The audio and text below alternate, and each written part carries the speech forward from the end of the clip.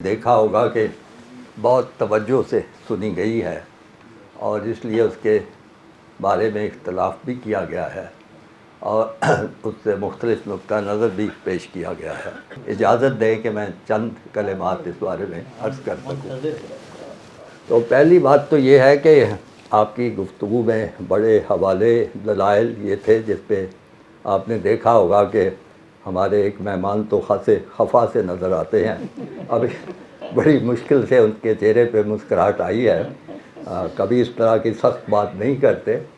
انہوں نے کہا کہ وہ شائستگی کی حدود کی وجہ سے یہاں بات کر رہے ہیں۔ میں خوفزدہ ہوں کہ اگر کسی وقت انہوں نے شائستگی کا دامن چھوڑا تو پھر وہ کیا کریں گے۔ ہمیں مجبوراً کچھ اہتمام کرنا پڑے گا مہمان خصوصی کی حفاظت کے لیے، تو میں دعا کرتا ہوں کہ وہ شائستگی کے حدود میں ہی رہیں ہمیشہ۔ میں نے ساری باتیں جو سنی ہیں اس میں کچھ باتیں سچی بات یہ ہے کہ میری سمجھ میں نہیں آئی۔ سب سے پہلی بات تو یہ ہے کہ آپ نے اللہ تعالیٰ کی ایک سنت کا بار بار حوالہ دیا ہے کہ جب اللہ تعالیٰ کسی قوم کی طرف ایک پیغمبر بھیجتے ہیں تو پھر اس کی تائید میں، اس کی مدد میں ان کو فتوحات بھی دیتے ہیں اور غلبہ بھی دیتے ہیں، اور اس کے بعد پھر جو ان کو غالباً اپنے حال پہ چھوڑ دیتے ہیں کہ وہ کیسے چلتے ہیں۔ تو لیکن اللہ تعالیٰ اپنی سنت کے بارے میں دو ٹوک اعلان کرتے ہیں کہ اللہ تعالیٰ کی سنت میں تم کوئی تبدیلی نہیں پاؤ گے۔ اللہ تعالیٰ کی سنت ہمیشہ ایک ہی رہتی ہے، اور وہ سنت جو ہے کہ جو اللہ تعالیٰ کی بتائے ہوئے اصولوں پہ جو قوم، جو امت جو چلے گی، اس کو تائید ہمیشہ ہی رہے گی۔ اگر جنگ بدر میں ان کو فتح ملی ہے تو اب اس کے 200 سال، 600 سال، 800 سال بعد بھی فتح ملے گی ایسے کسی گروہ کو جو اسی طرح کا پیغام لے کے، اسی طرح کا مشن لے کے، اسی طرح کا جذبہ لے کے چلے گا۔ اور یہ بھی بات میری سمجھ میں نہیں آئی کہ ہر پیغمبر کو جس کو شریعت دی گئی اور جس کو ایک قوم کی طرف بھیجا گیا، اس کو تو فوری طور پہ کوئی ایسی فتح نہیں ملی۔ یعنی جس طرح حضور نبی پاک کے جو جانثار تھے، جو 313، ان کو بدر میں فتح ملی۔ جو حضرت موسیٰ کی قوم تھی اس کو تو فتح ایک طرف رہی، اللہ تعالیٰ نے کہا تھا کہ تم داخل ہو جاؤ اس شہر میں اور یہ تمہیں دے دیا جائے گا، یعنی واضح اعلان تھا دو ٹوک۔ تو انہوں نے شہر کے دروازے پہ پہنچ کے کہا کہ موسیٰ تم اور تمہاری قوم جائے اور لڑے، تم اور تمہارا خدا جا کے لڑے، ہم تو نہیں جائیں گے، اور یہ بڑے سخت لوگ ہیں اور یہ ہیں اور وہ ہیں۔ تو اللہ تعالیٰ نے پھر اس پہ ناراض ہو کے تو ان بنی اسرائیل کو نہ صرف فتح سے محروم کر دیا، اس شہر سے محروم کر دیا، بلکہ 40 سال کا جو عرصہ تھا وہ جلا وطنی میں وہ رہے، اور ایک صحرا میں، ریگستان میں انہوں نے اپنی زندگی گزاری۔ اور غالباً اس کے بعد یہ ہوا کہ ایک نئی جنریشن، ایک نئی نسل پیدا ہوئی جن کو اللہ تعالیٰ کا خوف تھا، جن کا اللہ تعالیٰ پہ ایمان مضبوط تھا، اور وہ قوم اٹھی اور پھر اس نے فتوحات کا سلسلہ شروع کیا۔ تو یہ ایسی کوئی اٹل نہیں ہے کہ پیغمبر آیا اور اس کے ساتھ ہی اس قوم کی فتوحات کا سلسلہ شروع ہو گیا۔ میرے خیال میں اس میں ابدی اور پکا اصول یہ ہے کہ جو اللہ تعالیٰ کے دیے ہوئے پیغام، دیے ہوئے مشن، دیے ہوئے اصولوں پہ چلے گی جو بھی قوم، اس کو فتح ملے گی۔ اور یہ اصول جو ہے قائم ہے، دائم ہے، ابدی ہے اور اب بھی ہے۔ باقی رہ گیا کہ وہ فتح جو ہے وہ ہمیں کیوں نہیں ملتی، یا کیوں نہیں کامیابی موجودہ جو لوگ ہیں ان کو نہیں ملتی۔ بڑی سیدھی سی بات ہے کہ اگر ہم حامل قرآن ہوتے، قرآن کو یہ نہیں کہ زبانی تلاوت کر دی اور وہ قرآن پہ ہمارا ایمان ہے، اگر صحیح معنوں میں ایمان ہوتا تو میں کوئی وجہ نہیں سمجھتا یا دیکھتا کہ مسلمانوں کو کبھی بھی زوال ہو سکتا تھا۔ یعنی جو یہ 17ویں صدی میں آپ نے ٹھیک فرمایا کہ سیاسی طور پہ زوال ہوا، اور اس کی وجہ یہی تھی کہ ہم اسلام سے دور ہو گئے۔ زبانی اسلام تو کوئی اسلام نہیں ہے، اسلام سے ہم دور ہو گئے، قرآن سے ہم دور ہو گئے، تو اس کے بعد تو وہ سارا فتوحات اور سلسلہ ختم ہو گیا۔ اور اب بھی چونکہ ہماری یہی صورت حال ہے تو وہ سلسلہ چلتا رہے گا۔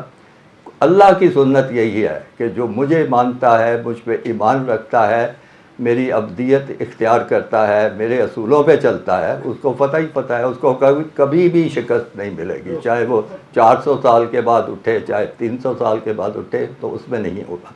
تو میرا خیال ہے یہ بڑی اہم چیز ہے جو کہ مسلمانوں کے سامنے رکھی جانی چاہیے، ان کو سمجھ آنی چاہیے، اور توجہ اس طرف ہونی چاہیے کہ ہم کس طرح آئیں واپس قرآن کی طرف۔ ہم اپنے آپ کو کہتے ہیں مسلمان ہیں، میرا خیال ہے نہیں ہے مسلمان۔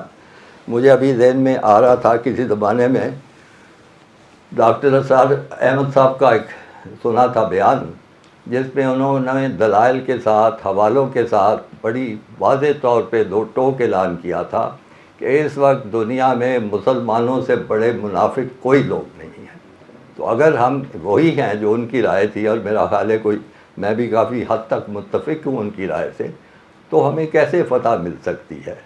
تو لہذا اس کا اصل جو ہے اصول اور مطلوب یہ ہے کہ ہم واپس آئیں اسلام کی طرف، واپس آئیں اللہ تعالیٰ کو رب ماننے میں، دل سے مانیں، اور اس کے بتائے ہوئے طریقے پہ چلیں، تو فتح ہی فتح ملے گی، کامیابی ہی کامیابی ملے گی، اور کسی طرح کا کوئی نقصان نہیں ہوگا۔ باقی آپ نے مغربی اقوام کے بڑے خصائص، بڑی اچھی چیزیں بیان کی ہیں، میں بڑی معذرت کے ساتھ ان سے بھی متفق نہیں ہوں۔ اس سے زیادہ جنگلی، اس سے زیادہ بد تہذیب، اس سے زیادہ خوفناک جو ہے قومیں پہلے کبھی نہیں ہوئی۔ مسلمان جو تھے وہ ان کو تو چونکہ اللہ کو مانتے تھے، قرآن کو مانتے تھے، وہ تو حالت یہ تھی کہ غیر مسلم کے ساتھ جو ان کی ذمہ داری تھی اس پہ بھی ادا کرتے تھے۔ یعنی اس کے اتنے حوالے ہیں کہ پڑھ کے بڑی حیرت ہوتی ہے کہ یہ کیسے معاملات تھے۔ میں نے تاریخ میں پڑھا ہے، تاریخ کا طالب علم ہوں، غالباً خلافت راشدہ کی بات کی ہے کہ مسلمانوں نے مشرق وسطیٰ میں کوئی علاقہ فتح کیا، اور وہ اپنا جو دستور تھا وہ نافذ کر دیا، جس کے نتیجے میں وہ جزیہ وصول ہونا شروع ہوا۔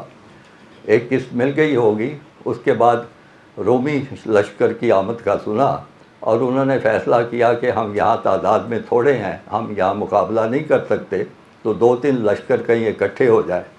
اس سارے علاقے کو ان کو چھوڑنا پڑا، وہ چھوڑ کے چلے جا رہے تھے، تو جتنا جزیہ وصول کیا گیا تھا وہ پورے کے پورا جو تھا وہ انہوں نے واپس کر دیا۔ اس طرح کے اور بھی بہت ہی اچھے شاندار اصول ہیں۔ تو کہنے سے مراد یہ ہے کہ ہماری جب ہم تھے ایک غالب قوم، تو اللہ تعالیٰ کا فضل و کرم تھا کہ بڑے اچھے اصولوں پہ چلتے تھے، بڑی اچھی چیزیں ہوتی تھی۔ آپ اسپین کی مثال لے لیں، اسپین میں یہودیوں کی حالت یہ تھی کہ وہ عیسائیوں کے ہاتھوں کچلے ہوئے تھے، مغلوب تھے، قتل ہوتے تھے۔ یہ پہلی دفعہ مسلمانوں نے یہ کمال کیا کہ ان کو ایک برابر شہری کا حقوق دیا، ان کے جان و مال کی حفاظت کی، جو ان کے جانے کے بعد وہ بھی ختم ہو گئی۔ مطلب کوئی قاعدہ کرو، یہ جو قومیں ہیں جو اپنے آپ کو تہذیب کی علم بردار کہتی ہیں، اور جن کے بارے میں آپ نے کہا کہ وہ قانون کی حکمرانی اور جمہوریت اور اصول انہوں نے قائم کیے ہوئے ہیں، وہ صرف دکھاوے کے اصول ہیں، اس میں کوئی سچائی، کوئی اصلیت، کوئی چیز نہیں۔ ورنہ اگر جمہور کی رائے کا اتنا ہی ان کو ہوتا خیال، تو جس طرح انہوں نے زبردستی ایک ملک کو، ایک قوم کو غالب کر دیا ہے اور اس کو ایک ملک بنا کے دے دیا ہوا ہے، اس کا کسی اصول کے حساب سے بھی وہ چیز ہو نہیں سکتی تھی۔ بہت ایک بڑا گھٹیا قسم کا سودا تھا جو ان قوموں نے یہودیوں کے ساتھ کیا تھا، اور اس کی پوری تفصیل آ چکی ہے۔ چونکہ نماز کا وقت ہے، میں اس تفصیل میں نہیں جاؤں گا۔ آپ نے ضرور راٹ چائلڈ اور ان لوگوں کا قصہ پڑھا ہوگا کہ جنہوں نے جنگوں میں ان بڑی قوموں کو پیسے دیے تھے۔ فرانس کو بھی فائنینس کیا تھا انہوں نے، برطانیہ کو پیسے دیے تھے، بینکر تھے اور بہت پیسے ان کے پاس تھے۔ اس کے بدلے میں ایک گھٹیا سوداگری کرتے ہوئے انگریزوں نے کہا کہ ہم آپ کو ایک خطہ زمین دے دیں گے، وہ انہوں نے دے دیا۔ تو اس میں کسی طرح کی نہ کوئی اصول تھا، نہ کوئی طریقہ تھا، ایک قوم کو بے گھر بے وطن کر کے انہوں نے یہ چیز نافذ کر دی تھی۔ اس لیے میں نہیں ماننے کو تیار کہ ان میں کوئی بھی انسانیت ہے، کوئی بھی ان کی شرافت ہے۔ کون سا دنیا کا اصول جو ہے وہ اس طرح بچوں کو مارنے کی اجازت دیتا ہے؟ کون سا دنیا کا دستور ہے جو عورتوں کی بے حرمتی اور قتل کرنے کی اجازت دیتا ہے؟ اگر ذرا بھی شرم ہو ان لوگوں میں تو ان کو خود ڈوب مرنا چاہیے۔ مسلمانوں نے آج تک اس قسم کا 600 700 8 سال میں تاریخ میں ایک مظاہرہ بھی بتا دیں، اتنے غالب لوگ تھے. اگر وہ ادھر مشرق کے وسطیٰ میں آئے تھے اور باقی جگہوں پہ، تو ان کو تو چاہیے تھا کہ تمام لوگوں کو قتل کر دیتے اور اس پہ قبضہ کر. نہیں، ایسا نہیں ہوا. وہاں پہ انہوں نے قبضہ کیا، امن و امان قائم کیا، سب کو رہنے کا حق دیا، اور ان کے انہی اچھے اصولوں کی وجہ سے یہاں پہ اسلام پھیلا ہے. کوئی تلوار کے زور سے تو اسلام نہیں پھیلا ہوا. تو یہ قانون کی حکمرانی اور اقوام متحدہ اور یہ سب ڈرامے ہیں، اور یہ ڈرامے صرف اس لیے ہیں کہ ہمیں وہ، چونکہ آج کل ہمارے ہاں سوچ و بچار کی کمی ہے، علم کی کمی ہے، ان ڈراموں کے ذریعے جو ہے وہ ہمیں قائل کرنے کی کوشش کرتے رہتے ہیں. پاکستان کی بھی گفتگو ہوئی، یہاں پہ بھی حوالے آئے کہ ہم ان کی مہربانی سے آزاد ہو چکے ہوئے ہیں. چلیں، وہ لمبی بحث ہے، میں اس کو نہیں چھیڑتا. آزاد اب کیا ہم آزاد ہوئے ہیں؟ بڑی، یعنی اس سے بہتر غلام رہ نہیں تھا. کہ یہاں پہ ایک آج کل آپ کو پتہ ہے کہ سوشل میڈیا کا رواج ہے، تو بڑی دلچسپ جو ہے وہ آج کل پوسٹیں ہوتی رہتی ہیں. جو ایک تازہ ترین میری نظر سے گزری ہے کہ یہ جو 26ویں ترمیم ہوئی ہے، اس کا خلاصہ یہ ہے کہ اب جو ہے چیف جسٹس یا جوڈیشری عدلیہ کا سربراہ ہے، وہ پارلیمنٹ کا پی ایم چنے گا. ایک طے پا گیا، اور ساتھ یہ بھی طے پا چکا ہے کہ پی ایم جو ہے وہ آرمی چیف چنے گا سارا کچھ. اور مزید طے پا چکا ہے کہ آرمی چیف جو ہے وہ امریکہ چنے گا. تو یہ آپ دیکھ لیں کہ آپ کی کتنی آزادی ہے. میرا حال ہے اتنا کہنا کافی ہے.